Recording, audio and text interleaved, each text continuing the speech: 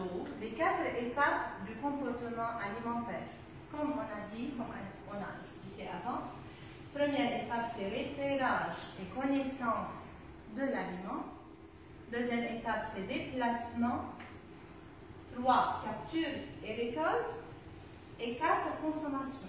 Maintenant, on va trouver ces 4 étapes dans le comportement alimentaire du lapin dans le livre à la page 11. Voilà, on trouve dans le document 1 un dessin, bien une photo d'un lapin qui broute l'herbe. Le lapin broute l'herbe. Qu'est-ce qu'il a fait le lapin comme comportement alimentaire? On va écrire le titre. Comportement alimentaire.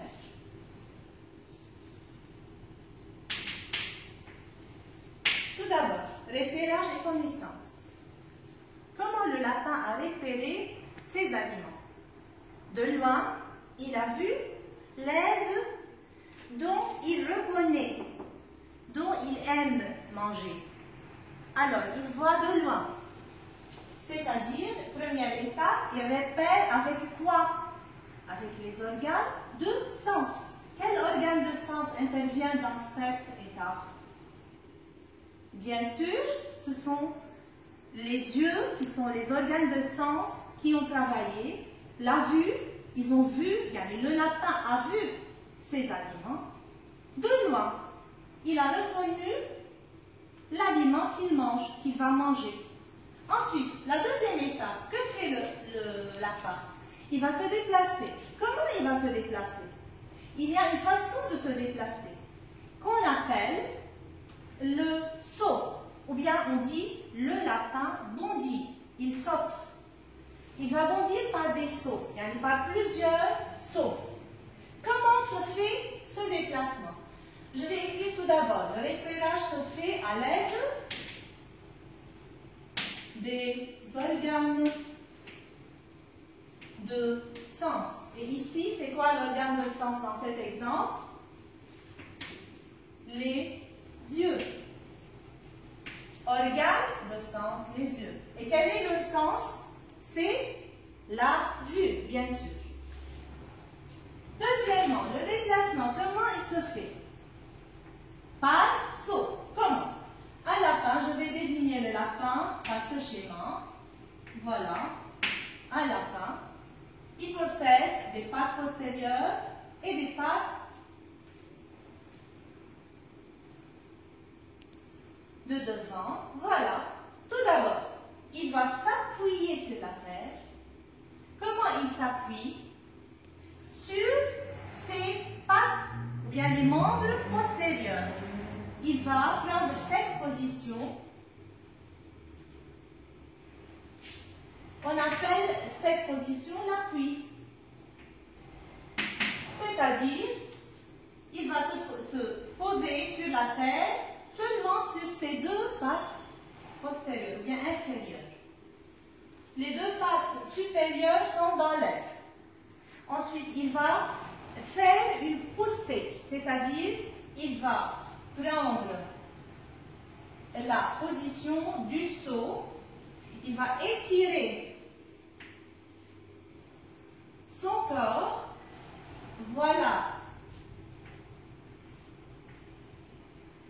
ses pieds, ses pattes. Voilà le lapin. Il a quitté le sol. Il va faire un saut. Comment il fait ce saut? Il va prendre un mouvement du saut.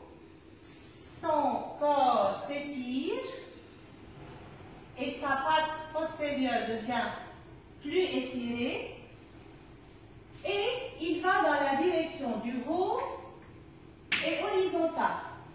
Dans cette direction, ensuite, il va arriver à la terre de nouveau, mais cette fois-ci, il va se disposer sur la terre par ses 2 pattes du devant supérieur. D'accord? C'est que se déplace un lapin. Il fait un saut. On appelle cette position appui, cette position la suspension. Il suspend son corps, il l'étire dans l'air. Il ne touche pas la terre ici. Voilà la terre, voilà la terre. Et ensuite, la position qui s'appelle la réception, c'est lorsqu'il arrive sur la terre de nouveau par ses deux pattes supérieures. Ses deux pattes supérieures. Voilà, c'est comme ça qu'il se déplace. On l'appelle un saut du lapin. Ou bien le lapin bondit, le verbe bondir. Voilà, les deux premières étapes. Repérage, il a vu l'aliment du loin avec ses yeux. Déplacement, il fait toutes ces étapes, ces trois étapes, appui, suspension et réception pour arriver vers l'herbe qu'il a vue. Ensuite, il y a la troisième étape qui est capture et récolte. On dit capture et récolte. Capture pour les prédateurs et récolte pour les phytophages. Maintenant, le lapin, c'est quoi? Il a un régime alimentaire. Comment on appelle son régime alimentaire? Il mange de l'herbe, alors c'est un phytophage. Ce n'est pas un prédateur. C'est pourquoi on utilise le verbe récolter.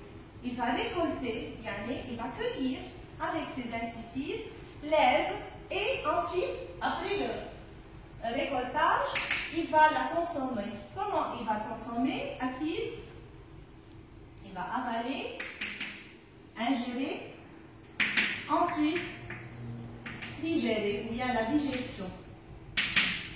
Et voilà les 4 étapes que le lapin a fait pour manger l'herbe. C'est ce qu'on appelle un comportement alimentaire. Maintenant, on va ouvrir à la page 12. On voit le document 4 qui présente plusieurs dessins. Et on va maintenant faire un exemple, comme l'exemple du lapin. Comme on voit, il y a dans la nature, à l'extérieur, dans l'environnement, il y a la source de nourriture qui est à l'extérieur du corps de l'animal, dans la nature, dans son environnement. Et cette source représente pour l'animal un signal. L'animal qui est représenté ici par le carré rouge, il va tout d'abord repérer avec les organes de sens. Ça peut être la vue comme le lapin, ça peut être l'ouïe, comme par exemple le hibou. Il ne voit pas dans la nuit, il entend sa proie qui bouge. Alors, ça peut être autre chose aussi, l'odorat. Comme par exemple, si on sent quelque chose n'importe quel aliment, on va le sentir avec le nez.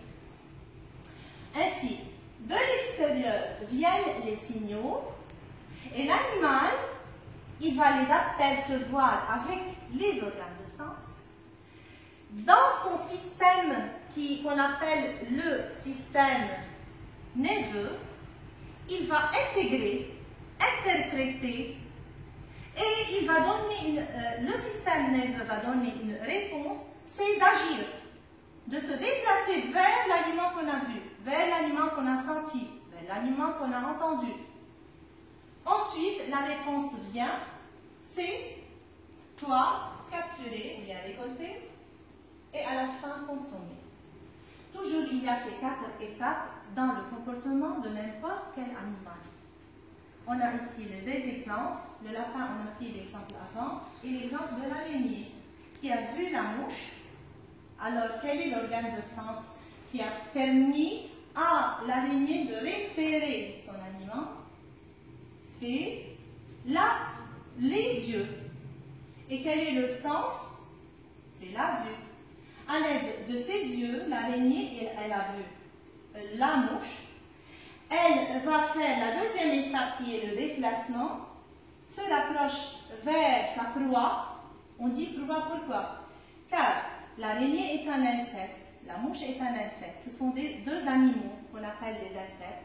Alors, on dit que l'araignée est le prédateur qui va manger la mouche qui est, dans cet exemple, la proie. Elle s'avance, déplacement, capture, car il s'agit d'un zoophage. L'araignée, c'est un zoophage. Quel est son sous-régime? C'est un zoophage. Alors, il y a un sous-régime. Que mange l'araignée? Elle mange la mouche. Et la mouche constitue quoi? Un insecte. Alors, c'est un insectivore. Le sous-régime est insectivore. On fait un rappel du chapitre 1. Ensuite, il y a la consommation et elle va transformer la mouche en des molécules plus simples dans son estomac. Voilà les deux exemples qui résument ce chapitre. Il y a l'exemple à la page 14.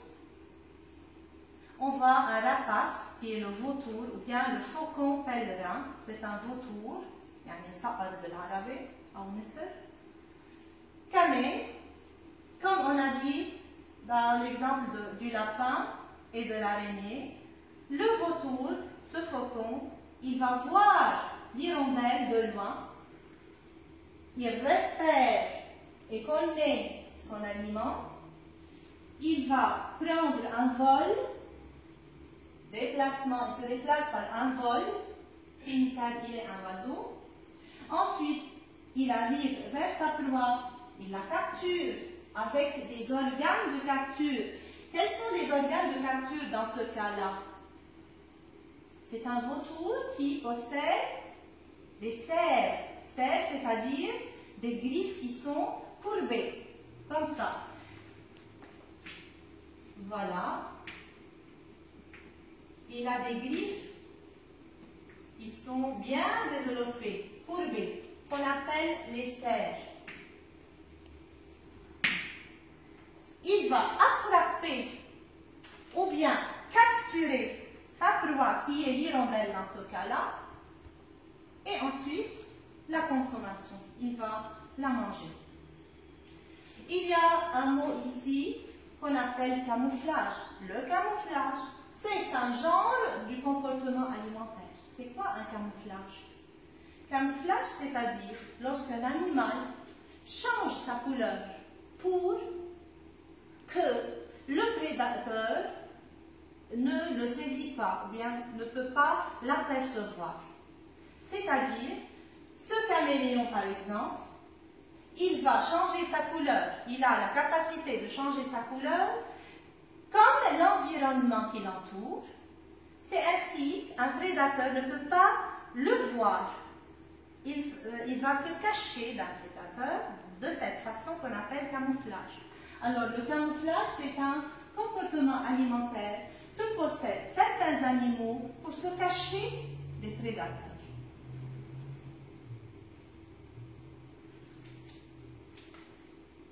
Et comme ça, on va terminer le chapitre 2, qui est un résumé de tous les chapitres de la nutrition. Il ne faut pas oublier les 4 étapes du comportement, qui sont repérage et connaissance, déplacement, capture et récolte, et à la fin la consommation. On va voir sur l'écran maintenant les outils ou bien les organes de récolte. Voilà un serpent qui possède les crochets, voilà, dedans, qui contient un venin à l'intérieur. Venin, c'est-à-dire sang.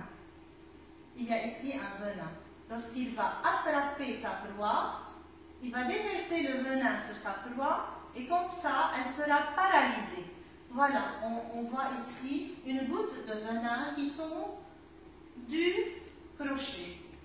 Et il y a la langue aussi qui va sentir la température de la proie ou bien de l'environnement qui l'entoure.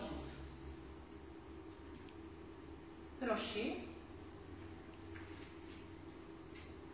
Le chat, avec ses griffes, qu'on appelle aussi serres, comme les griffes du vautour qu'on a trouvé. Et ici un cafard qui possède des mandibules, organes de capture. Il va saisir sa proie avec les mandibules. Et le tigre qui possède des crocs. Les crocs, ce sont, comme on a dit, des canines bien développées. Voilà les incisives, ils sont très petits. Ils n'ont pas d'importance car ils mangent et ils se servent de ces crocs pour attraper, pour déchirer sa proie. Voilà un autre exemple de mandibules. Des insectes qui possèdent des mandibules. Parfois les mandibules sont très développés, parfois ils sont moins développés. Voilà. L'abeille possède des mandibules. Le scorpion, ce sont des mandibules.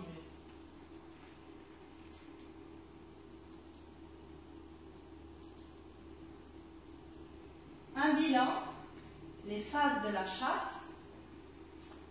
C'est ce qu'on a vu dans l'exemple du faucon. Attente, il attend sa proie, il la guette de loin. Repérage par les organes de sens. Approche, c'est-à-dire déplacement.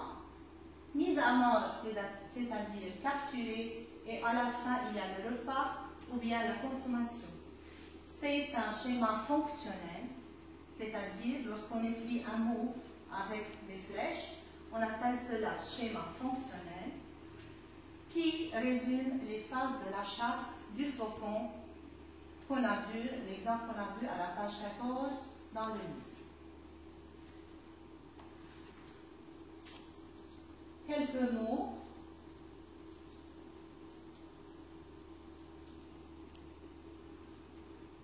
La proie, on répète, un animal qui est capturé par un autre animal. Par exemple, dans l'exemple du tigre qui mange un autre animal, la proie, c'est l'animal mangé. Capturer ou bien saisir, attraper un animal en mouvement, fixer un animal, saisir. Prédateur, c'est l'animal qui se nourrit d'un autre animal, c'est-à-dire le tigre qui a mangé l'autre animal, on l'appelle prédateur. Croc, on a vu les crocs, ce sont des canines longues et pointues. Nectar, c'est le liquide sucré sécrété par les organes du fleur. On a parlé de l'abeille qui utilise l'organe de capture, ou bien l'organe qui s'appelle la trompe, qui lui sert à sucer le nectar. Voilà, le nectar qui est un liquide sucré se trouvant à l'intérieur d'une fleur. Et à la fin, le camouflage, on a pris l'exemple du lézard. Et une façon pour se cacher, c'est par prendre la même couleur de l'entourage. Comme ça, on a fini le chapitre 2 qui s'appelle comportement alimentaire.